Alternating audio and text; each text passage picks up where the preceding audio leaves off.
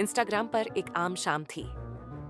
Diljit Dosanjh live आए और अपने फैंस से बातें कर रहे थे। मजेदार सवाल जवाब चल ही रहे थे कि अचानक एपी ने लाइव ज्वाइन किया। दिलजीत का चेहरा एकदम बदल गया, उनकी मुस्कान गायब हो गई।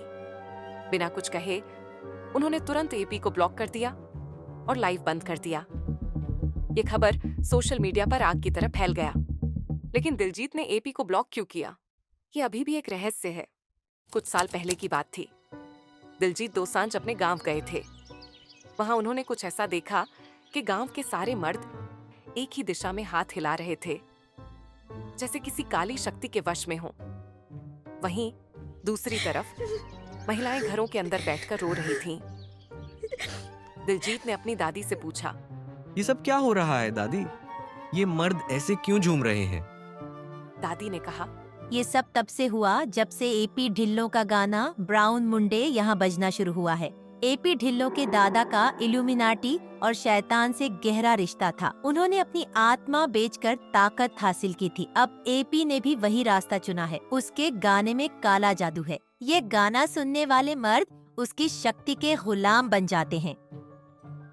दिलजीत के मन में सवाल उठा, क्या ये सच हो सकता है?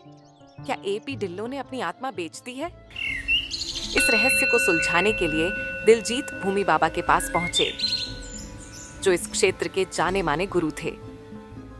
बाबा ने कहा, एपी ढिल्लों ने शैतान को अपनी आत्मा बेचकर यह जादू हासिल किया है।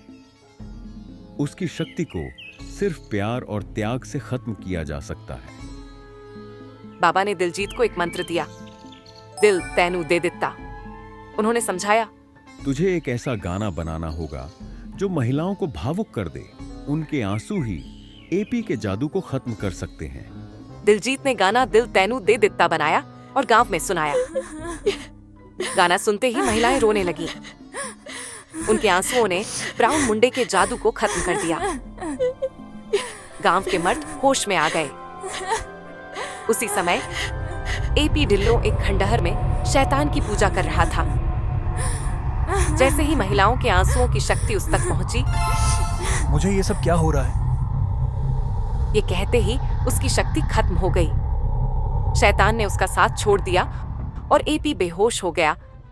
गांव में सब कुछ ठीक हो गया। दिलजीत ने राहत की सांस ली। लेकिन कुछ दिनों बाद दिलजीत जब दोबारा इंस्टाग्राम लाइव आए तो एक डरावनी नोटिफिकेशन स्क्रीन पर दिखी।